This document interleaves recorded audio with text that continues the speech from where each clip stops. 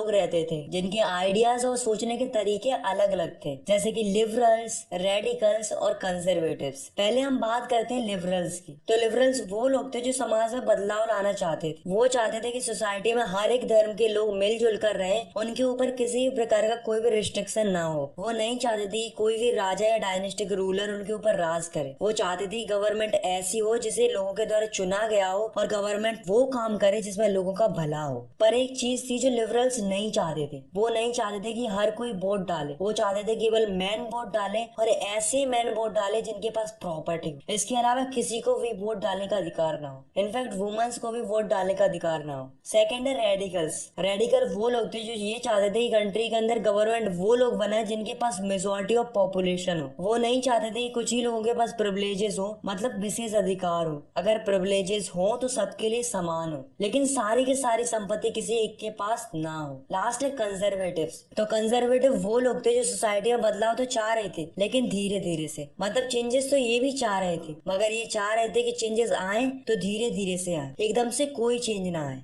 अब दोस्तों जो यूरोप था वो एक ऐसे दौर से गुजर रहा था जब यूरोप के अंदर नई नई सिटीज बन रही थी, इंडस्ट्रीज डेवलप हो रही थी, रेलवे नेटवर्क एक्सपेंड हो रहा था, और इन्हीं सब से यूरोप के अंदर इंडस्ट्रियल रिवॉल्यूशन आया। इससे सोसाइटीज डेवलप तो हो रही थी, लेकिन इससे कई सारी समस्याएं यूरोप के अंदर आने लगी। इंडस्ट्रीज की वजह से लोग फैक्ट्रीज में आकर काम करने लगे। लोगों से काम ज्यादा कराया जाता था, लेकिन उसके उन्हें बहुत ही कम पैसे दिए जाते थे। इसके अलावा लोगों को हाउसिंग और सैनिटेशन की भी प्रॉब्लम होने लगी। अनएम्प्लॉयमेंट भी बढ़ने लगा क्योंकि पॉपुलेशन ज्यादा थी, लोगों के पास काम कम था। तो जो लिबरल्स और रेडिकल्स थे उन्होंने सोचा कुछ ना कुछ तो करना पड़ेगा, क्योंकि उन्हें ऐसा लग रहा था कि वर्कर्स के साथ गलत हो रहा है। तो उन्होंने क्या किया कि आवाज उठाना शुरू कर दिया। किसके खिलाफ? जो फैक्ट्रीज ओनर थे, मतलब ऐसे लोगों के खिलाफ आवाज उठाना शुरू कर दिया जो केवल प्रॉफिट कमाना चाहते। उन लोगों की कोई परवाह नहीं, और इन्हीं को कंजर्वेटिव कहते हैं। अब दोस्तों जो वर्कर्स थे उन्हें लिबरल्स और रेडिकल्स पसंद आने लगे थे, क्योंकि वो वर्कर्स को सपोर्ट कर रहे थे। लेकिन अब जो लिबरल्स और रेडिकल्स थे उन्हें समझ में आ गया था कि ऐसे तो काम नहीं चलने वाला है। अब जरूरत है क्रांतिकारी बदलाव की। तो जो यूरोप था उसमें अलग अलग जगहों पर रिवॉल्यूशनरी एक्टिविटी होने लगी, जैसे कि फ्रांस, इटली, जर्मनी, रसिया। और ये रिवॉल्यूशनरी एक्टिविटी कर कौन रहे थे? जो लिबरल्स और रेडिकल्स थे।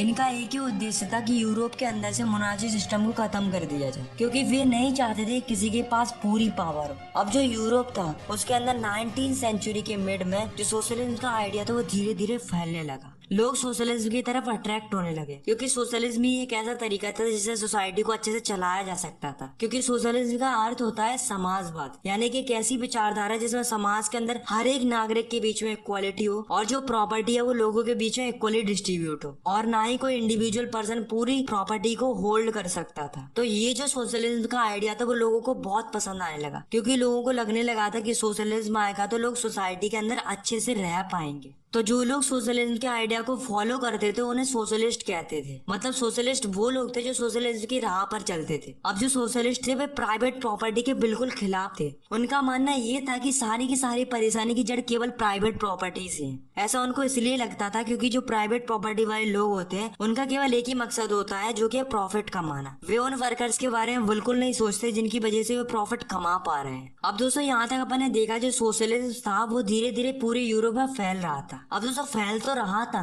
लेकिन अब दोस्तों प्रॉब्लम ये थी कि आखिर सोशलिस्ट सोसाइटी चलनी कैसे चाहिए। तो इसके लिए कई सारे लोगों ने अलग अलग आइडियाज शेयर की ताकि सोशलिस्ट सोसाइटी फ्यूचर में अच्छे से चल सके, जैसे कि रॉबर्ट ओवन। तो ये जो सोशलिस्ट थे वो ये चाहते थे कि लोगों के बीच में कोऑपरेटिव कम्युनिटी बनाई जाए, मतलब लोगों के बीच में एसोसिएशन बना दी जाए, जिससे क्या होगा कि लोग साथ में काम करेंगे और जो भी प्रॉफिट निकलेगा उसे आपस में बांट लिया करेंगे। ऐसे एक और सोशलिस्ट थे जिनका नाम था लुइस ब्लैंक। वो भी कोऑपरेटिव कम्युनिटी बनाना चाहते थे, पर वो चाहते थे गवर्नमेंट इंकरेज करे लोगों को कोऑपरेटिव कम्युनिटी बनाने के लिए, जैसे कैपिटलिस्ट को हटाया जा सके, मतलब ऐसे लोगों को हटाया जा सके जिनके पास प्राइवेट प्रॉपर्टी हो। इन दोनों के अलावा दो और सोशलिस्ट थे जिन्होंने बहुत कुछ बताया था कि सोशलिस्ट सोसाइटी कैसे चलनी चाहिए। उनका नाम था कार्ल मार्क्स और फ्रेडरिक एंगल। अब दोस्तों 1970s तक जो सोशलिज्म का आइडिया था वो पूरी तरीके से पॉपुलर हो चुका था यूरोप के अंदर। जितने भी सोशलिस्ट थे यूरोप के अंदर उन्होंने क्या किया कि एक इंटरनेशनल बॉडी बनाई जिसका नाम था सेकंड इंटरनेशनल। तो ये जो इंटरनेशनल बॉडी थी वो सोशलिज्म को सपोर्ट करती थी। ऐसे ही कई देशों के अंदर एसोसिएशन बनने लगी, पार्टीज बनने लगी, जैसे कि जर्मनी में एक पार्टी बनी जिसका नाम था सोशल डेमोक्रेटिक पार्टीज। ऐसी ब्रिटेन में एक पार्टी बनी जिसका नाम था लेबर पार्टी, और इन सब के अलावा फ्रांस में एक पार्टी बनी जिसका नाम था सोशलिस्ट पार्टी। तो इस तरीके से पार्टीज पूरे यूरोप में बनने लगी, और ये वही पार्टीज थी जो सोशलिज्म को फॉलो करती थी। पर दोस्तों हैरानी की बात तो ये है कि इतनी पार्टीज थी सोशलिज्म की, पर इसके बावजूद भी किसी भी कंट्री के अंदर सोशलिस्ट गवर्नमेंट नहीं बनी। लेकिन एक कंट्री थी जिसके अंदर सोशलिस्ट गवर्नमेंट बनी, वो कंट्री थी रसिया। तो अगर हमें जानना है रसिया के अंदर सोशलिस्ट गवर्नमेंट कैसे बनी थी, कैसे रिवॉल्यूशन हुआ था और कैसे मोनार्ची गवर्नमेंट को हटाया गया था, तो इसके लिए हमें जाना पड़ेगा 1914 में। तो चलिए चलते हैं द रशियन एम्पायर इन 1914।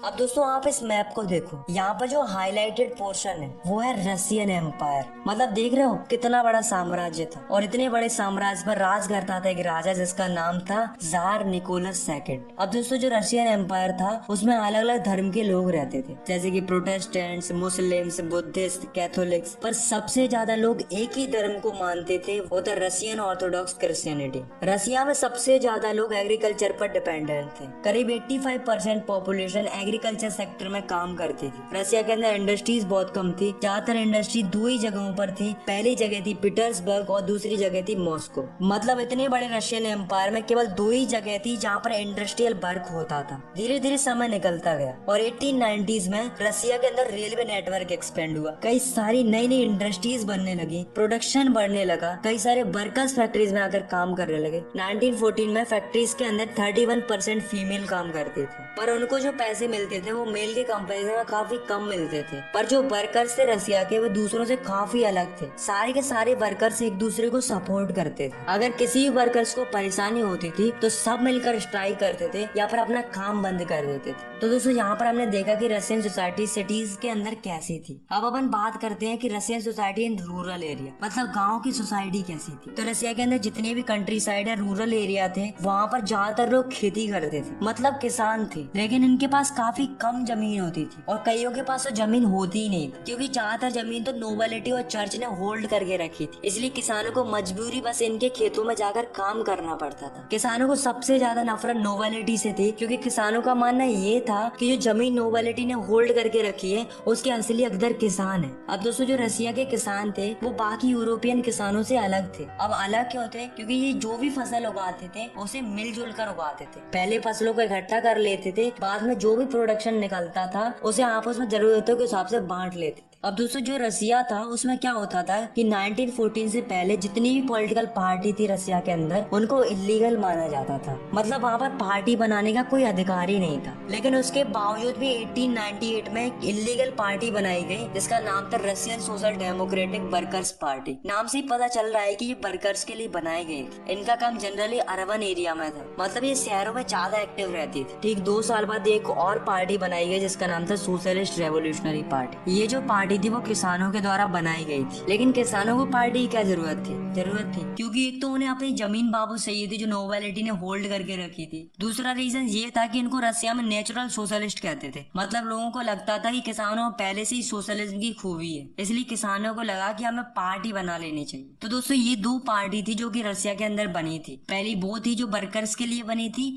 दूसरी वो थी जो किसानों ने बनाई थी। पहली वो थी जो अर्बन एरिया में काम करती थी, दूसरी वो थी जो रूरल एरिया में काम करती थी। लेकिन दोनों ही पार्टी इलीगल थी क्योंकि दोनों को ये अधिकार नहीं था पार्टी बनाने का। अब दोस्तों 1903 में क्या हुआ कि जो Russian social democratic workers party थी वो 2 ग्रुप्स में बट गई। पहला ग्रुप था बुल्शेविक्स का और दूसरा ग्रुप था मेंशेविक का। बुल्शेविक का जो हेड था वो था व्लादिमीर लेनिन और मेंशेविक का जो हेड था वो था जूलियस मार्टव। बुल्शेविक चाहते थे कि हमारी पार्टी डिसिप्लिन्ड हो, मतलब वो नहीं चाहते थे कि कोई भी मेंबर हमारी पार्टी को ज्वाइन करे, केवल quality of member he join कर सकते थे। मेंशेविक चाहते थे कि पार्टी सबके लिए ओपन होनी चाहिए, कोई भी पार्टी में शामिल हो सकता है। और दोस्तों जो राजा था यूरोप का, जार निकोलस सेकंड, उसके पास ही पूरी पावर थी। रसिया के अंदर कोई भी पार्लियामेंट नहीं बनी थी, जो भी डिसीजन लेता था वो जार निकोलस सेकंड ही लेता था। रसिया और जापान के बीच में लड़ाई चल रही थी, यानी कि वॉर चल रहा था, क्योंकि दोनों को कोरिया और मंचूरिया चाहिए थे। अब दोस्तों जो रसिया था वो जापान से कई बार हार चुका था, लेकिन वहाँ का जो राजा था जार निकोलस सेकंड, वो हार मानने के लिए तैयार ही नहीं था। इतनी बार हार मानने के बावजूद भी उसने फिर से युद्ध किया, लेकिन वो फिर हार गया। अब यार आप खुद ही सोचो, अगर कोई कंट्री लगातार वॉर करेगी और लगातार हारती जाएगी तो कंट्री पर और उसकी इकोनॉमी पर क्या फर्क पड़ेगा? ऑब्वियस सी बात है यार, बहुत बुरा फर्क पड़ेगा। तो वॉर के चलते रसिया में प्राइसेस बढ़ने लगे, वर्कर्स को रहने और खाने में प्रॉब्लम होने लगी, वर्कर्स डिमांड करने लगे बेटर कंडीशंस की, स्ट्राइक करने लगे, एसोसिएशन बनाने लगे। और दोस्तों एक बार तो क्या हुआ कि कुछ वर्कर्स का ग्रुप, जिसे फादर गैपोन लीड कर रहे थे, वे विंटर पैलेस के सामने गए और राजा के खिलाफ आवाज उठाने लगे। पर जो राजा था उसे ये पसंद नहीं आया, उसने पुलिस को ओपन फायर का ऑर्डर दे दिया, जिससे लगभग 100 वर्कर्स मारे गए और करीब 300 वर्कर्स घायल हो गए। इस इंसिडेंट को ब्लडी संडे कहते हैं। इस घटना के बाद कई लोगों के अंदर रिवॉल्यूशन की भावना और भड़क गई, जगह जगह पे स्ट्राइक और प्रोटेस्ट होने लगे। कई सारे वर्कर्स, डॉक्टर्स, इंजीनियर्स, लॉयर, इस तरीके कई सारे लोगों ने अपने यूनियन बनाना शुरू कर दिया और सब लोग यही डिमांड करने लगे कि हमें कॉन्स्टिट्यूएंट असेंबली चाहिए। अब जो राजा था रसिया का, वो प्रेशर में आ गया, क्योंकि जार को लगने लगा था कि लोग कंट्रोल से बाहर होते जा रहे हैं। जार नहीं चाहता था कि उसकी पावर धीरे धीरे खत्म होती जाए, लेकिन फिर भी उसने लोगों के प्रेशर में आकर अलाउ कर दिया एक इलेक्टिव पार्लियामेंट बनाने का, जिसे डूमा बोलते हैं। लेकिन राजा ने पहले ही डूमा को 75 डेज के अंदर ही डिसमिस कर दिया। फिर 3 महीने बाद फिर से डूमा बनाई गई, यानी कि सेकंड डूमा, लेकिन राजा ने उसे भी डिसमिस कर दिया, क्योंकि राजा नहीं चाहता था कि उसकी पावर कम होकर किसी और के पास चली जाए। अब कुछ समय बाद राजा ने तीसरी डूमा बनाई। अब की बार राजा ने क्या किया कि वोटिंग लॉज में चेंजेस कर दिए और ऐसे लोगों को डूमा में रखा गया जो राजा के सपोर्टर थे और जिन्हें कोई मतलब नहीं था कि सोसाइटी में चल क्या रहा है, जैसे कि कंजर्वेटिव। और जो लिबरल्स और रिवॉल्यूशनरी थे उनको डूमा से बाहर कर दिया। द फर्स्ट वर्ल्ड वॉर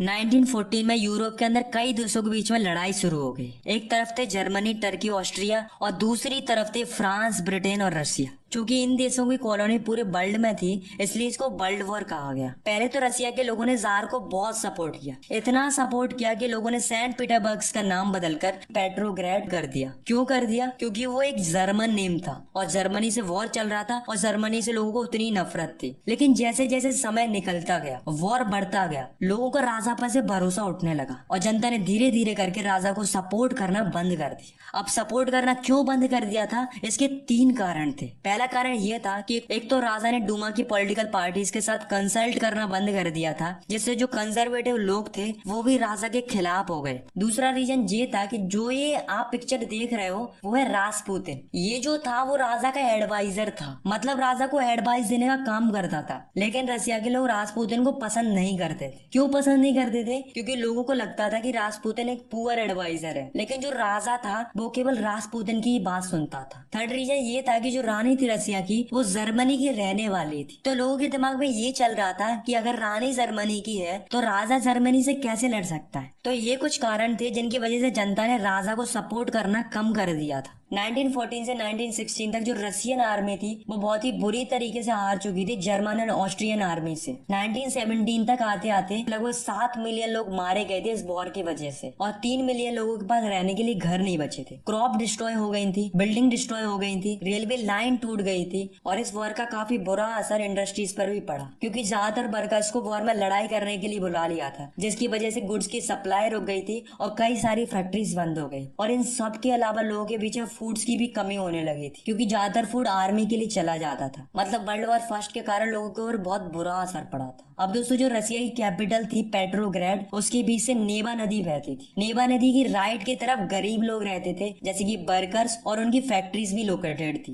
नेवा नदी की लेफ्ट की तरफ फैशनेबल एरियाज थे, जैसे कि विंटर पैलेस, और कई सारी गवर्नमेंट बिल्डिंग्स भी लोकेटेड थी। इन सब के अलावा डूमा भी यहीं पर लोकेटेड थी। अब दोस्तों 1917 के फरवरी टाइम में पेट्रोग्रेड में बहुत ही जोरों से सर्दी पड़ रही थी। वहाँ के जो वर्कर्स थे उनको खाने की कमी होने लगी। ऊपर से गवर्नमेंट ने 22 फरवरी को फैक्ट्रीज को भी बंद करवा दिया। इससे गुस्सा होकर 50 फैक्ट्री वर्कर्स लेफ्ट बैंक से राइट बैंक की ओर चले गए और नेवस्की प्रोस्पेक्ट जो कि एक जगह थी वहां पर जाकर प्रोटेस्ट करने लगे। इसे देखकर गवर्नमेंट ने कर्फ्यू लगा दिया, जिससे मजबूर होकर वर्कर्स को वापस जाना पड़ा। लेकिन वर्कर्स इतनी जल्दी हार मानने वाले थोड़ी ना थे। वे 24 और 25 फरवरी को फिर वापस गए और प्रोटेस्ट करने लगे। तो राजा ने क्या किया कि उन पर नजर रखने के लिए कैवलरी और पुलिस को आदेश दे दिया। फिर राजा ने 25 फरवरी को डूमा को ही सस्पेंड कर दिया, जिससे डूमा के जो पॉलिटिशियन थे वो भी राजा के खिलाफ जाकर खड़े हो गए और उन सब ने मिलकर पुलिस हेडक्वार्टर में तोड़फोड़ मचा दी। बहुत सारे लोग सड़कों पर आ गए और राजा के खिलाफ प्रोटेस्ट करने लगे। राजा ने ये सब देखकर कैवलरी को बुलाया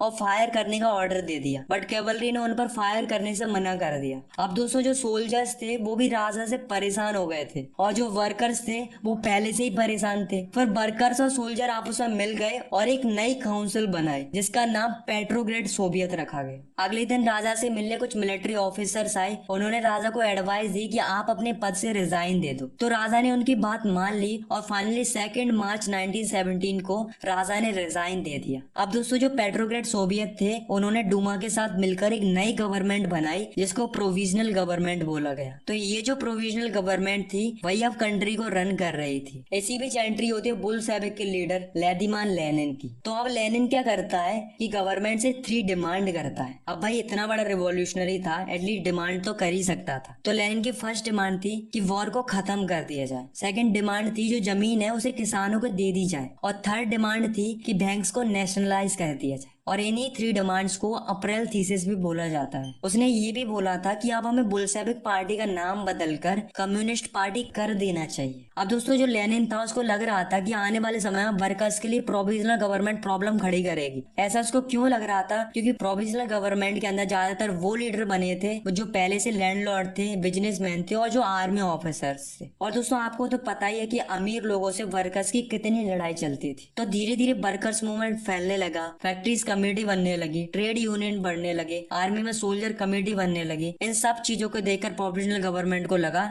कि उनकी पावर कम हो रही है और जो बुल्शेविक की पावर है वो बढ़ती जा रही है। तो उन्होंने सोचा कुछ ना कुछ तो करना पड़ेगा। तो जो प्रोविजनल गवर्नमेंट थी उसने बहुत बुरे स्टेप लेना शुरू कर दिया, जैसे कि जो लीडर उनके खिलाफ प्रोटेस्ट करते थे या फिर आवाज उठाते थे उन्हें जेल में डाल दिया जाता था। इससे जो वर्कर्स थे और भी कई सारे लोग थे उनको ये गवर्नमेंट धीरे धीरे बुरी लगने लगी थी और धीरे धीरे बुल्शेविक्स और प्रोविजनल गवर्नमेंट के बीच में लड़ाई भी बढ़ने लगी। तो जो लेनिन था उसने गवर्नमेंट के खिलाफ विद्रोह करने का फैसला लिया। जितने भी सपोर्टर थे बुल्शेविक पार्टी के, चाहे वो आर्मी के हो, चाहे वो सोवियट्स हो और चाहे वो फैक्ट्रीज वर्कर्स हो। और 16 अक्टूबर 1917 को लेनिन ने पेट्रोग्रेड सोवियत को भी कन्वेंस कर लिया और सोवियत के साथ मिलकर एक मिलिट्री रेवोल्यूशनरी कमेटी बनाई जिसका हेड लियोन ट्रोत्स्की को अपॉइंट किया गया। अब सभी लोग तैयार हो चुके थे अपराइजिंग करने के लिए, मतलब विद्रोह करने के लिए। किसके खिलाफ? प्रोविजनल गवर्नमेंट के खिलाफ। और लेनिन ने किसी को नहीं बताया था कि कब विद्रोह करने वाले हैं, बट फाइनली 24 अक्टूबर को बुल्शेविक ने रिवोल्ट कर ही दिया। इसे देखकर जो प्राइम मिनिस्टर था केरेंस्की उसने क्या किया कि सेना को आदेश दे दिया। तो सेना ने क्या किया कि बुल्शेविक की 2 न्यूज़पेपर बिल्डिंग को सीज कर दिया। पर बुल्शेविक क्या कम थे? बुल्शेविक ने प्रोविजनल गवर्नमेंट के मिनिस्टर्स और गवर्नमेंट ऑफिसर्स को ही पकड़ लिया, यानी कि अरेस्ट कर लिया। और जो लड़ाई चल रही थी प्रोविजनल गवर्नमेंट और बुल्शेविक के बीच में, उनमें जीता कौन? ऑब्वियसली बुल्शेविक जीता। अब जैसे ही बुल्शेविक जीता तो लेनिन के पास पावर आ गई। तो लेनिन ने क्या किया? बैंक्स को नेशनलाइज कर दिया, इंडस्ट्रीज को भी नेशनलाइज कर दिया। और दोस्तों आपको तो पता ही है कि लेनिन प्राइवेट प्रॉपर्टी के बिल्कुल अगेंस्ट था, इसलिए उसने लैंड्स को सोशल प्रॉपर्टी डिक्लेयर कर दिया। और जो पीजेंट थे, मतलब फार्मर थे, उनको अलाउ कर दिया नोबिलिटी की जमीन छीनने के लिए। उन्होंने आर्मी की यूनिफॉर्म भी बदलवा दी आफ्टर क्लॉथिंग कंपटीशन, जिसमें एक हेड को सिलेक्ट किया गया जिसे सोवियत हेड बोलते हैं। और इतने दिनों से जो पार्टी का नाम बुल्शेविक चला आ रहा था और उसे बदलकर रशियन कम्युनिस्ट पार्टी कर देते हैं। अब दोस्तों नवंबर 1917 में क्या हुआ कि बुल्शेविक ने इलेक्शन करवाए कॉन्स्टिट्यूएंट असेंबली के लिए। अब लेनिन को लग रहा था कि हम तो जीत ही जाएंगे क्योंकि हमने प्रोविजनल गवर्नमेंट को हराया है और हमने देश के लिए बहुत कुछ किया है। तो बुल्शेविक को लग रहा था कि हम थोड़ा हार सकते हैं, पर होता ऐसा ही है, बुल्शेविक पार्टी इलेक्शन जीत ही नहीं पाती। इस बात से लेनिन को गुस्सा आ जाता है। तो वो क्या करता है कि पूरी असेंबली को ही डिसमिस कर देता है और लोगों से कहता है कि आप कोई इलेक्शन नहीं होंगे, अब जो भी गवर्नमेंट बनेगी वो मैं ही बनाऊंगा। और और ऊपर से लेनिन ने जर्मनी से हाथ और मिला लिया। और आपको तो पता ही कि जर्मनी रसिया की कितनी बड़ी दुश्मन थी वर्ल्ड वॉर फर्स्ट में। इन सब के अलावा लोगों के पास फंडामेंटल राइट्स भी नहीं बचे थे, लोगों के पास फ्रीडम भी नहीं बची थी। अब जो रसिया था वो एक वन पार्टी स्टेट बन चुका था। लेनिन ने एक सीक्रेट पुलिस लोगों के बीच में तैनात कर दी थी, जिसका काम ये था कि जो भी आवाज उठाता था उसे ये पुलिस पनिश करती थी। तो दोस्तों, जो लोग लेनिन के बारे में अच्छा कहते थे वो सारे लोग दुखी हो जाते हैं, क्योंकि लोगों ने लेनिन से ये सब एक्सपेक्ट नहीं किया था। लोग इतने परेशान हो जाते हैं कि कंट्री के अंदर सिविल वॉर की नौबत आ जाती है। अब दोस्तों, कई सारे लोग रसिया के अंदर सिविल वॉर करने वाले थे। अब सिविल वॉर किन के बीच में होने वाला था? तो सिविल वॉर जनरली 3 तरह के लोगों के साथ होने वाला था। पहले थे रेड, दूसरे थे ग्रीन और तीसरे थे व्हाइट। रेड वो लोग थे जो लेनिन के सपोर्टर थे, यानी कि जो बुल्शेविक के लोग थे। ग्रीन वो लोग थे जो कि पीजेंट थे, यानी कि किसान थे। और व्हाइट वो लोग थे जो राजा के सपोर्टर थे, जो राजा को आज भी याद करते थे, यानी कि जो ऑटोक्रेसी को पसंद करते थे। अब दोस्तों, सिविल वॉर स्टार्ट हुआ और इन तीनों के बीच में बहुत ही बुरी तरीके से सिविल वॉर चल रहा था, क्योंकि तीनों ही एक दूसरे को पसंद नहीं करते थे। अब दोस्तों, जो ग्रीन और व्हाइट लोग थे उन्हें बाहर की कंट्री भी सपोर्ट कर रही थी। क्यों कर रही थी? क्योंकि वो नहीं चाहते थे कि रसिया के अंदर सोशलिज्म फैले, क्योंकि उन्हें डर था कि आज सोशलिज्म रसिया के अंदर फैलेगा तो कल के दिन उनकी कंट्री के अंदर भी सोशलिज्म की डिमांड हो सकती है। इसलिए उन्होंने बुल्शेविक को सपोर्ट ना करके ग्रीन्स और व्हाइट्स को सपोर्ट किया। लेकिन अफसोस, इतनी कोशिश करने के बाद भी ग्रीन और व्हाइट हार जाते हैं और बुल्शेविक फिर जीत जाते हैं, यानी कि जीत होती है रेड्स की। और धीरे धीरे जनवरी 1920 तक सारी पावर बुल्शेविक के पास वापस आ जाती है। अब फाइनली लेनिन और बुल्शेविक को लगा कि जिन वादों को करके हम लोग जीते थे उन वादों को पूरा कर देना चाहिए। इसके लिए उन्होंने 5 ईयर प्लान बनाना शुरू कर दिया। मतलब कितना डेवलपमेंट करेंगे पूरे 5 साल के अंदर। तो पहले 5 सालों के लिए गवर्नमेंट ने क्या किया कि सारी चीजों के प्राइसेस फिक्स्ड कर दिए, जिससे कंट्री के अंदर इंडस्ट्रियल ग्रोथ को बढ़ाया जा सके। और ऐसा हुआ भी। कंट्री के अंदर इंडस्ट्रियल प्रोडक्शन बढ़ने लगा, नई नई सिटीज डेवलप होने लगी, साथ में इंडस्ट्रीज डेवलप होने लगी। इन सब के अलावा स्कूलिंग सिस्टम भी डेवलप होने लगा, लोगों के लिए हेल्थ फैसिलिटी इंप्रूव होने लगी। तो ये जो सेंट्रलाइज्ड प्लानिंग कर रहे थे बुल्शेविक के लोग, उसकी वजह से रसिया की इकोनॉमिकल ग्रोथ तो काफी इंप्रूव हो रही थी, सब कुछ सही चल रहा था। लेकिन ऐसे में हो जाती है लेनिन की डेथ। फिर लेनिन की डेथ के बाद एक नया लीडर बनता है जिसका नाम था स्टालिन। 1927-1928 तक आते आते ग्रेन्स की काफी ज्यादा कमी होने लगती है रसिया के अंदर। गवर्नमेंट ने जितने भी फूड ग्रेन्स थे उनकी प्राइसेस फिक्स कर दी। अब दोस्तों, प्राइस फिक्स कर दी थी, इसलिए पीजेंट ने ग्रेन बेचना बंद कर दिया। अब दोस्तों, जो स्टालिन था उसने क्या किया कि इमरजेंसी लगा दी, क्योंकि स्टालिन को लग रहा था कि जो अमीर फार्मर है उन्होंने ग्रेन्स को छुपाकर अपने पास रखा है, क्योंकि वो चाहते थे कि जब प्राइस बढ़ेगा तब ग्रेन्स को बेचकर वो ज्यादा पैसे कमा सके। पर जो स्टालिन था उसने ग्रेन देना कंपल्सरी कर दिया था, मतलब लोगों को ग्रेन्स देना ही देना था। अगर उनके पास ग्रेन्स है तो उनको ग्रेन्स देने ही पड़ेंगे, ऐसा उन्होंने कंपल्सरी कर दिया था स्टालिन ने। 1928 में स्टालिन के पार्टी मेंबर्स ने घूमना शुरू कर दिया और जहाँ कहीं से भी उन्हें ग्रेन मिल सकता था वे वहाँ से ग्रेन जबरदस्ती कलेक्ट कर लेते थे। इनके अलावा जो अमीर फार्मर्स थे उन्हें गुल्लक बोलते थे, उन पर रेड करना शुरू कर दिया था। इतना सब कुछ करने के बावजूद भी ग्रेन्स की शॉर्टेज थी, तो इसके लिए स्टालिन ने एक प्रोग्राम लॉन्च किया जिसका नाम था कलेक्टिवाइजेशन प्रोग्राम, जिसमें लोगों की जमीन को इकट्ठा किया जाता था ताकि मॉडर्न मशीनरी का इस्तेमाल करके ज्यादा प्रोडक्शन निकाला जा सके। फिर बाद में जो भी प्रोडक्शन निकलता था उसे बांट दिया जाता था। तो जो स्टालिन था उसने सारे किसानों को कलेक्टिव फार्मिंग करना कंपलसरी कर दिया था, मतलब उनको फोर्स कर रहा था स्टालिन कलेक्टिव फार्मिंग करने के लिए। जब किसानों ने उसकी बात नहीं मानी तो उसने क्या किया कि लोगों को जेल में डालना शुरू कर दिया। इस बात से पीसेंट गुस्सा हो गए और उन्होंने प्रोटेस्ट के लिए अपने लाइफ स्टॉक्स को डिस्ट्रॉय कर दिया। लेकिन इतना सब कुछ होने के बावजूद भी कंट्री के अंदर ग्रेन्स की प्रोडक्शन नहीं बढ़ रही थी। 1913 से 1933 तक आते आते लगभग 4 मिलियन लोग मर गए थे इस भुखमरी से। अब जो स्टालिन की खुद की पार्टी के लोग थे वो भी स्टालिन को क्रिटिसाइज करने लगे। तो स्टालिन ने क्या किया कि जो भी उसके खिलाफ होता था उसके ऊपर सोशलिज्म के अगेंस्ट कॉन्स्पिरेसी करने के चार्जेस लगा दिए जाते थे, उसे जेल में या फिर लेबर कैंप में भेज दिया जाता था। ऐसे करके 1939 तक 2 मिलियन लोगों को जेल में या लेबर कैंप में भेज दिया था। The global influence of the Russian revolution and the USSR. दोस्तों, रशियन रेवोल्यूशन की वजह से काफी सारी कंट्रीज के अंदर कम्युनिस्ट पार्टी बनने लगी। बुल्शेविक ने भी काफी ज्यादा इंकरेज किया था लोगों को, जिससे सोशलिज्म पूरे वर्ल्ड में फैल सके। बुल्शेविक ने conference of the people of the east रखी, जिससे रशिया के अलावा कई देशों के लोग भी पार्टिसिपेट कर सके। बुल्शेविक ने कॉमिनटर्न भी बनाया, जिससे सोशलिज्म को और भी ज्यादा अवेयर बनाया जा सके ऑन अ इंटरनेशनल लेवल। और यूनिवर्सिटीज को भी खोला गया जिसमें लोगों को सोशलिज्म के बारे में सिखाया जा सके। पर रशिया के बारे में अलग अलग कंट्रीज के अलग अलग व्यूज थे। और दोस्तों, जब वर्ल्ड वॉर सेकंड आया तब सोशलिज्म और भी ज्यादा पॉपुलर हुआ पूरे वर्ल्ड में। इनफैक्ट इंडिया में भी काफी सारे सारे लोग रशियन रेवोल्यूशन से इंस्पायर हुए थे, जैसे कि जवाहरलाल नेहरू और रविंद्रनाथ टैगोर। बट रसिया पूरी तरीके से एक सोशलिस्ट कंट्री नहीं बन पाया था और ना ही लोगों को एसेंशियल फ्रीडम मिल पाई थी। बट जो ही सोशलिज्म का आइडिया था उसे पूरे वर्ल्ड वाइड पॉपुलैरिटी मिल चुकी थी और रिस्पेक्ट मिल चुकी थी after Russian revolution. I hope आपको ये वीडियो पसंद आई होगी। अगर आपको ये वीडियो पसंद आई तो यार आप इस वीडियो को लाइक कर सकते हो और चाहो तो आप इस चैनल को सब्सक्राइब भी कर सकते हो ऐसी क्लास 9 की और भी वीडियोस देखने की। Thanks for watching, take care, bye bye. लोग रहते